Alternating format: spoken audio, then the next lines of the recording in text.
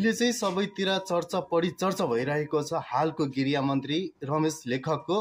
उसको राम्रो कार्य होइन, नराम्रो कार्यले खाडी मुलुक जानेलाई चाहिँ उसले 50,000 देखि 3 लाख असुल्ने गरेका रहेछन् भने भिजिट भिसाको निमित्त, र युरोप जानेलाई चाहिँ 3 लाखसम्म असुल्ने गरेका रहेछन्। हिजोको दिनहरूमा चाहिँ नेपाली काङ्ग्रेस र नेकपा एमाले चाहिँ रवि लामिछानेले सहकारी ठगी गर्यो भनेर चाहिँ कुर्लिने र संसद अवरुद्ध गर्नेहरू पनि उसैको सत्ताधारी सरकारमा रहेको एउटा व्यक्तिले चाहिँ यस्तो भ्रष्टाचार गर्ने र यसरी चाहिँ नेपालीलाई बेचिरहँदा पनि कुनैले कसैले आवाज उठाएको छैनन्। बालुवाटारमा बैठक बस्दै नेकपा एमाले र काङ्ग्रेसले चाहिँ के भनेछन् भने रमेश लेखकले राजीनामा न त दिनुपर्छ, न त ऊ कारबाहीमा हुन्छ, न त कुनै अनुसन्धान हुन्छ भनेर चाहिँ यस्तो निर्णय गरेछन्। सामान्य व्यक्तिहरूलाई चाहिँ कानुन लाग्ने र रमेश लेखक जस्तो व्यक्तिलाई चाहिँ कुनै पनि कानुनले नछेक्ने, कुनै पनि नलाग्ने हो त के जनताले यही चाहेका हुन् त नेताबाट?